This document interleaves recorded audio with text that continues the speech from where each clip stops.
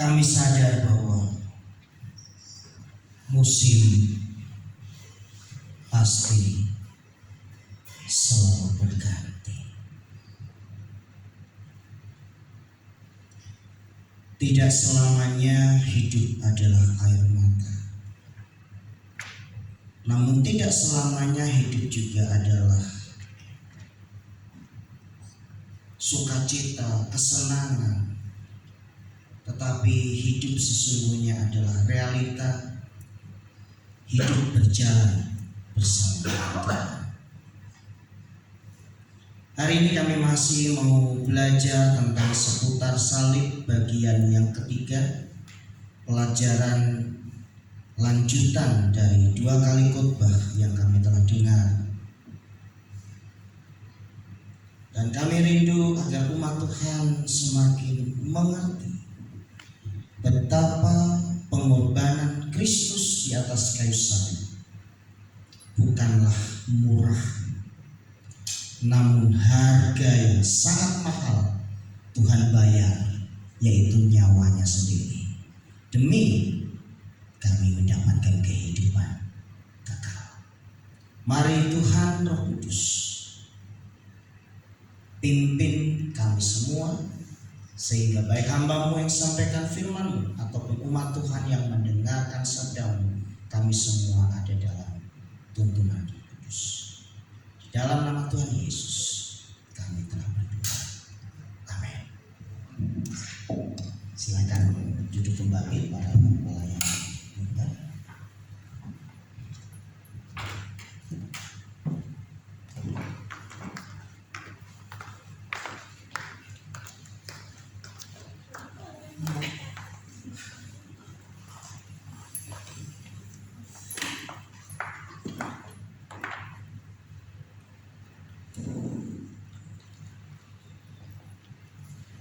Ya.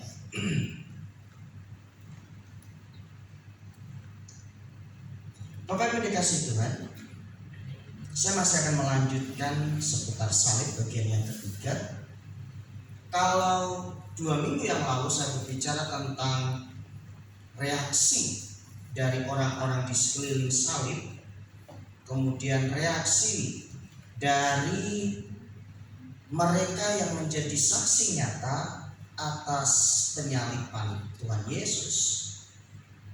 Maka hari ini sesuai dengan kalender kita bahwa kita akan memperingati tentang kebangkitan Tuhan Yesus, kemudian dilanjutkan bagaimana Tuhan Yesus menampakkan diri bersama dengan para murid-muridnya, kemudian Tuhan terangkat ke surga.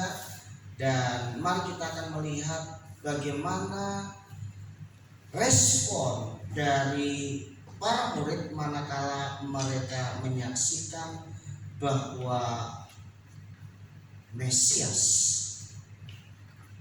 Sang Juru Selamat itu benar-benar telah bangkit kembali.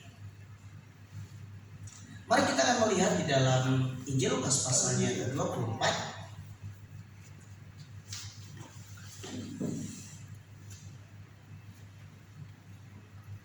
Injil Lukas pasal yang ke-24, mulai ayat yang pertama.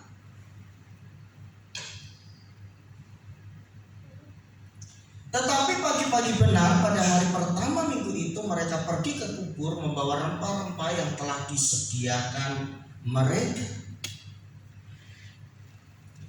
Mereka mendapati batu sudah terguling dari kubur itu, dan setelah masuk mereka tidak menemukan mayat Tuhan Yesus. Sementara mereka berdiri termangu-mangu karena hal itu, tiba-tiba ada 2 orang berdiri dekat mereka memakai pakaian yang berkilau-kilauan. Mereka sangat ketakutan dan menundukkan kepala. Tetapi kedua orang itu berkata kepada mereka, "Mengapa kamu mencari Dia yang hidup di antara orang mati? Ia tidak ada di sini, Ia telah bangkit. Ingatlah apa yang dikatakannya kepada kamu ketika Ia masih di Galilea, yaitu bahwa Anak Manusia harus diserahkan ke tangan orang-orang berdosa dan disalibkan dan akan bangkit pada hari yang ketiga.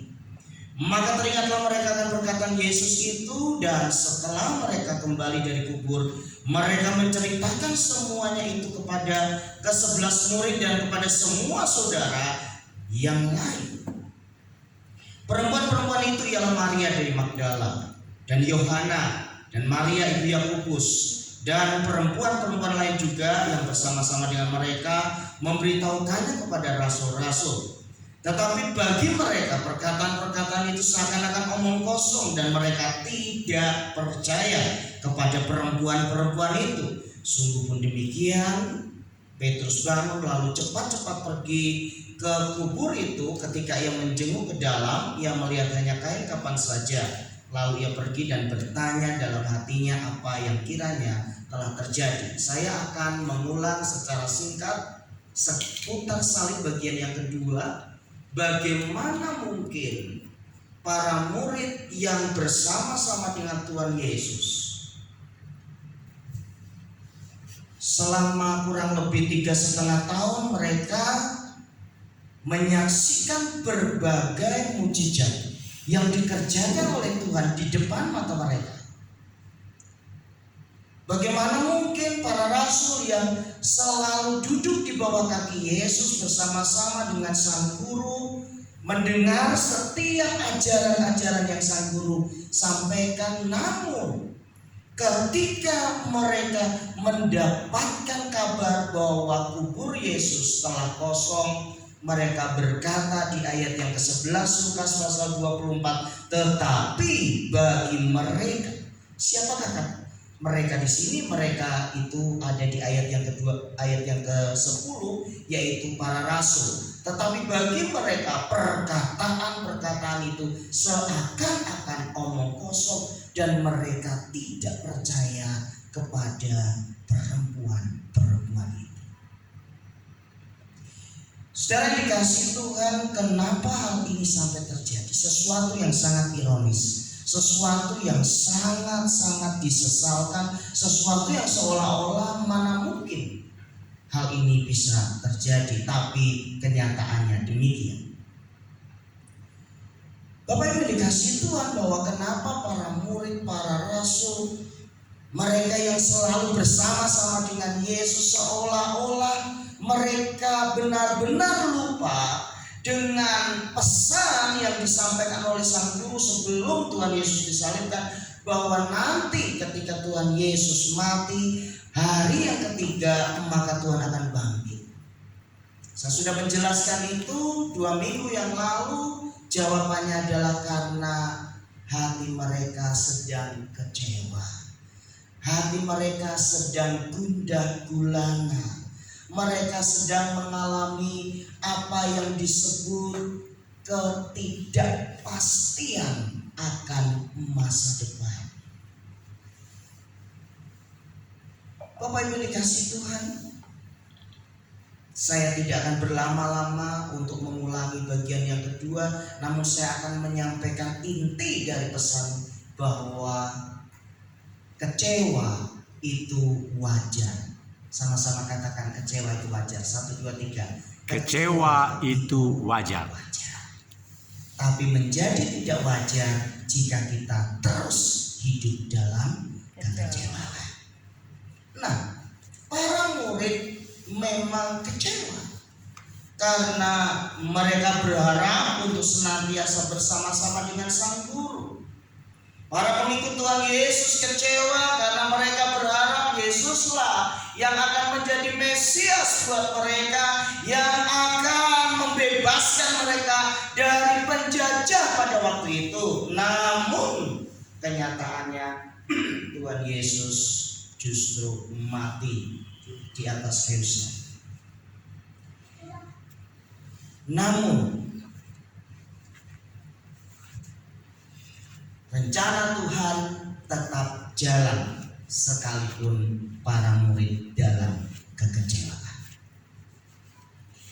Hari ini saya akan melanjutkan bagian yang ketiga, bagaimana Tuhan menyatakan dirinya secara khusus kepada 2 pengikutnya, yang benar-benar dalam keadaan galau tingkat dewa, ya, dalam keadaan sangat-sangat kecewa.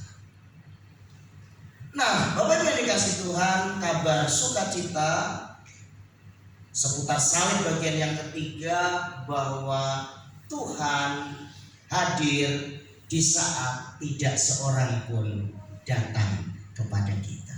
Amin. Mari kita akan melihat masih pada pasal yang ke-24 Injil Lukas. Kita akan melanjutkannya pada ayat yang ke-13 dan selanjutnya. Lembaga Alkitab Indonesia memberikan judul perikop Yesus menampakkan diri di jalan ke Emmaus, ayat yang ke-13. Pada hari itu juga. Jadi yang dimaksud pada hari itu juga adalah pada hari di mana para murid sedang mengalami kegoncangan karena mereka mendapat berita bahwa kubur Yesus kosong, ya, hari di mana Tuhan Yesus bangkit dari kematian. Pada hari itu juga dua orang dari murid-murid Yesus pergi ke sebuah kampung bernama Emmaus yang terletak kira-kira 7 mil jauhnya dari Yerusalem. Ini menarik.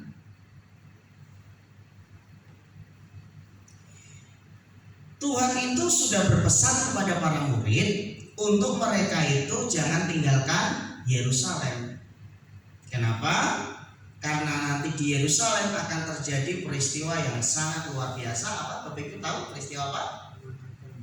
Pencurahan Roh Kudus. Makanya para murid dipesan, diwanti-wanti, jangan tinggalkan Yerusalem. Tetapi karena mereka dalam kondisi kecewa, mereka dalam kondisi tidak mengerti mesti bagaimana, akhirnya mereka tinggalkan Yerusalem. Bahkan jauhnya itu kira-kira 7 mil. Dan mereka bercakap-cakap tentang segala sesuatu yang telah terjadi. Yerusalem berbicara bukan hanya tentang pusat penyembahan orang Israel. Yerusalem bukan hanya berbicara tentang bait suci, bait Allah, tempat di mana seluruh orang-orang Israel menyembah Tuhan. Tetapi Yerusalem juga menjadi satu tempat di mana nanti Tuhan akan menyatakan kuasanya dengan luar biasa. Karena di loteng Yerusalem itulah gereja mula-mula berdiri. Bapak Ibu yang dikasihi oleh Tuhan Yesus Kristus, mereka sedang bercakap-cakap. Ini adalah percakapan orang yang kecewa dengan orang yang kecewa, ya. Dan mereka sedang bercakap-cakap tentang segala sesuatu yang telah terjadi. Ketika mereka sedang bercakap-cakap dan bertukar pikiran, datanglah Yesus sendiri mendekati mereka, lalu berjalan bersama-sama dengan mereka. Ini menarik Bapak Ibu dikasih Tuhan. Jadi mereka sedang galau, mereka sedang kecewa, mereka sedang mengalami kesedihan yang luar biasa karena sang guru, figur yang mereka sangat damba-dambakan, idola mereka mati, mereka benar-benar sedih. Nah, orang itu datang kepada mereka, jalan bersama dengan mereka. Tapi yang menarik di ayat yang ke-16, tapi Lukas tuliskan di situ, tetapi apa Bapak Ibu? Ada sesuatu yang menghalangi mata mereka sehingga mereka tidak dapat mengenal Dia. Ini menarik. Tetapi ada sesuatu yang menghalangi mata mereka sehingga mereka tidak dapat mengenal Dia. Sesuatu apakah itu? Bukankah Tuhan Yesus sudah sering didengar suaranya? Bukankah Tuhan Yesus sudah sering dilihat wajahnya? sesuatu apakah yang menghalangi mata kedua murid Tuhan Yesus ini sehingga mereka tidak mengenal Dia? Saya akan menjelaskan kemudian. Kita lanjut dulu. Yesus berkata kepada mereka, apakah yang kamu percakapkan sementara kamu berjalan? Bapak Ibu dikasih Tuhan, ini pertanyaan yang sangat menarik untuk kita renungkan. Tuhan Yesus berkata kepada dua muridnya ini, apakah yang kamu percakapkan sementara kamu berjalan? Pertanyaan saya kepada Bapak Ibu adalah, benarkah Tuhan Yesus tidak tahu yang mereka percakapkan? Mohon dijawab. Benarkah Tuhan Yesus tidak tahu apa yang mereka percakapkan? Jelas tahu.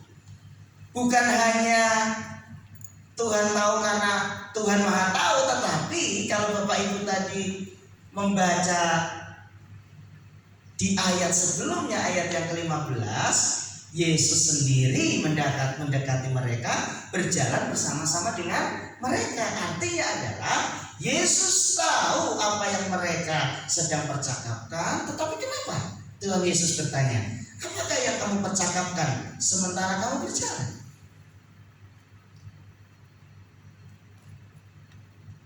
Karena kedua murid tidak mengenal Yesus. Karena kedua murid ada di sisi mereka. tidak mendengar karena Yesus ada di sisi mereka. Dan Alkitab mengatakan karena ada sesuatu yang menghalangi mata mereka sehingga tidak mengenal Tuhan. Betul, saya pikir masuk akal. Tetapi kira-kira apa sebenarnya maksud Tuhan Yesus bertanya, apakah yang kamu percakapkan sementara kamu berjalan? Ada yang lain yang mungkin mau menyampaikan pendapatnya? Kenapa Tuhan Yesus harus bertanya padahal Dia tahu apa yang sedang terjadi?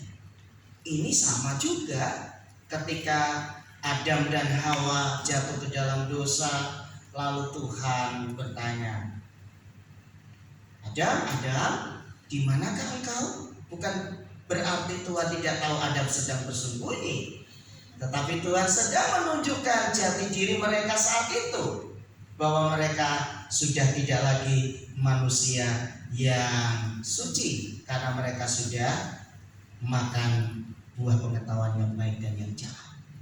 Sama. Bukan berarti Tuhan tidak tahu apa yang mereka percakapkan. Sebenarnya Tuhan sedang menyentuh perasaan mereka dengan berkata, apakah yang kamu percakapkan sementara kamu berjalan? Bapak Ibu pernah nggak ngelamun sampai-sampai Bapak Ibu itu nggak sadar bahwa Bapak Ibu itu sedang bicara sama seseorang karena saudara lagi asik ngelamun? Pernah nggak ngalami kayak gitu? Ya lagi ngobrol tapi tiba-tiba ngelamun sendiri gitu.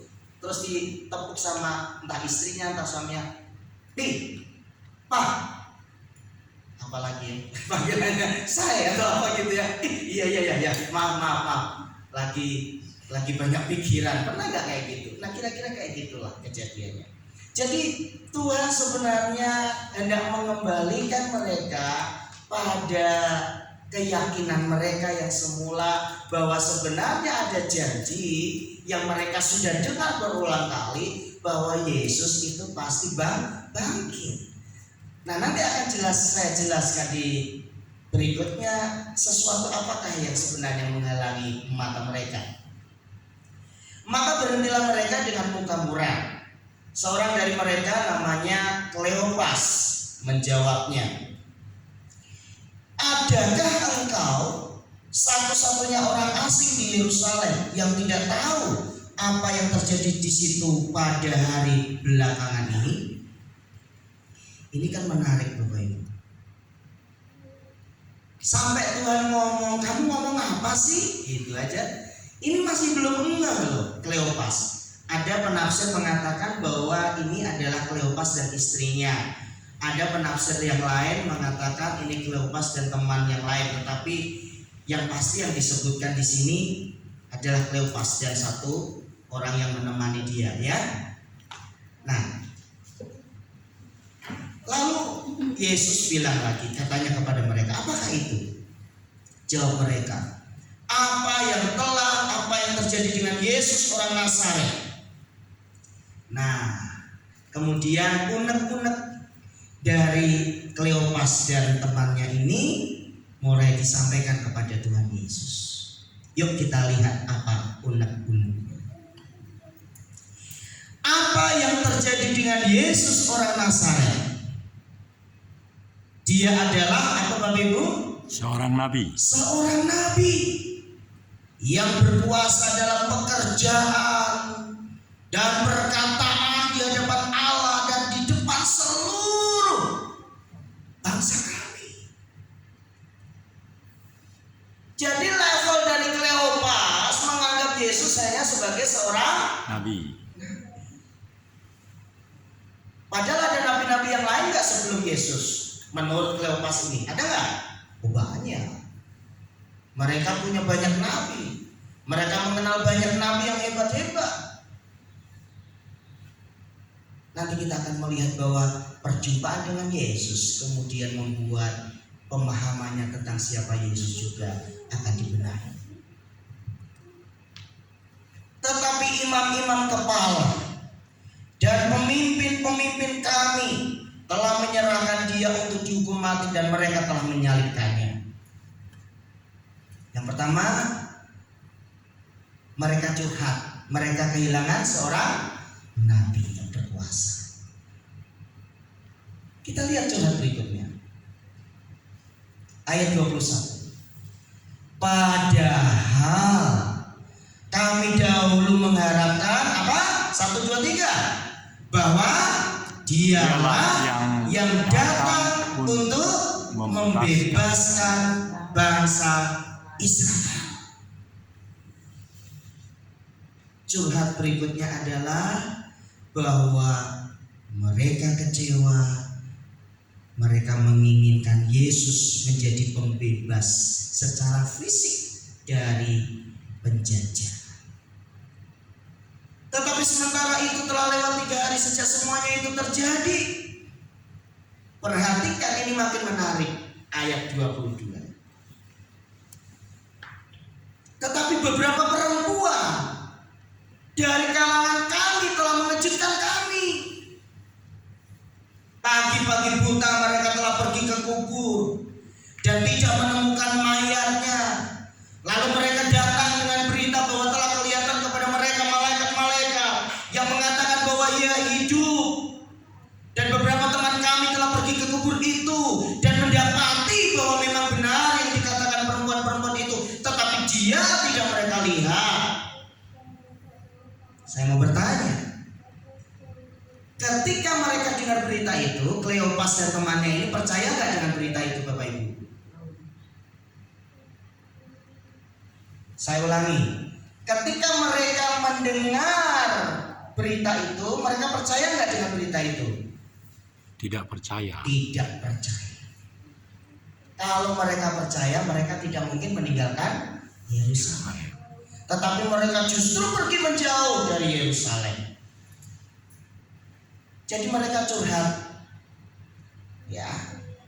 Curhatnya bahwa mereka kehilangan seorang nabi yang hebat. Mereka kehilangan seorang pemimpin yang mereka rindukan membebaskan mereka. Kemudian yang ketiga, curhat bahwa mereka seolah-olah sedang dapat berita hoax. Seolah-olah sedang mendapat berita yang tidak mereka yakini kebenarannya, bahwa benar-benar Yesus itu bangkit. Menarik sekali Bapak Ibu yang dikasihi Tuhan. Pertama kali Tuhan Yesus datang bukan kepada Petrus. Pertama kali Tuhan Yesus datang bukan kepada ke-12 murid yang lain. Setelah Tuhan Yesus menampakkan diri kepada perempuan-perempuan itu, Tuhan Yesus justru menampakkan diri kepada 2 orang ini, yaitu Kleopas dan temannya.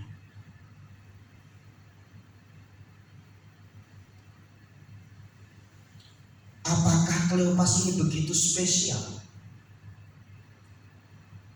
Sehingga Tuhan harus menemui mereka. Padahal ada banyak Kleopas yang lain yang juga mengalami hal yang sama. Tetapi Alkitab mencatat kepada Kleopas inilah Tuhan Yesus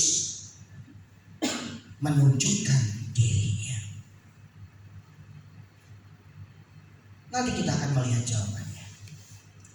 Lalu ia berkata kepada mereka, "Hai kamu," apa Bapak Ibu? "Orang bodoh.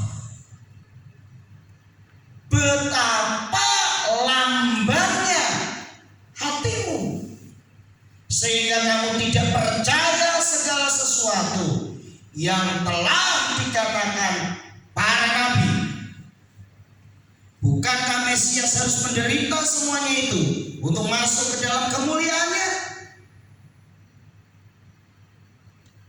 Saya mau bertanya, kalau Tuhan Yesus berkata, "Hei kamu orang bodoh, betapa lambannya hatimu, sehingga kamu tidak percaya segala sesuatu yang telah dikatakan para nabi." Kira-kira Kleopas adalah seorang yang suka belajar tentang kitab-kitab atau tidak? Yes. Dia seorang yang sangat tekun mempelajari kitab para nabi. Itulah sebabnya Tuhan datang secara khusus kepadanya untuk mengingatkan kembali apa yang sudah dia dengar, apa yang sudah dia pelajari, apa yang selama ini dia yakini, tetapi lenyap begitu saja karena kekecewaan. Bapak Ibu yang dikasihi Tuhan, ini serius loh. Kenapa di awal tadi saya katakan kecewa itu wajar? Karena semua orang pasti pernah mengalaminya. Tetapi menjadi sangat disayangkan jika kita terus hidup di dalam kekecewaan. Karena ternyata dampaknya sangat serius. Sekelas para rasul, karena kekecewaan, dia kemudian tidak lagi mengingat pesan penting dari sang guru bahwa Yesus akan bangkit pada hari yang ketiga. Kleopas, seorang ahli kitab yang suka mempelajari kitab suci pun, dia mulai meragukan apa yang selama ini ia yakini hanya karena dia kecewa. Saya mau kita semua bangkit berdiri karena ini sangat penting. Yuk kita bangkit berdiri. Kita baca ayat yang ke-27 karena ini inti dari kisah ini. Ayat 27 kita baca sama-sama. 3, 2, 1. Lalu ia menjelaskan kepada mereka apa yang tertulis tentang dia dalam seluruh kitab suci, mulai dari kitab-kitab Musa dan segala kitab nabi-nabi. Terima kasih, silakan duduk. Saya mau bertanya, kalau Kleopas adalah seorang yang bukan suka belajar, untuk apa Tuhan menjelaskan dengan rinci seluruh kitab suci, mulai dari kitab-kitab Musa sampai segala kitab nabi-nabi? Artinya adalah Kleopas bukan murid kacang-kacang. Kleopas seorang yang sangat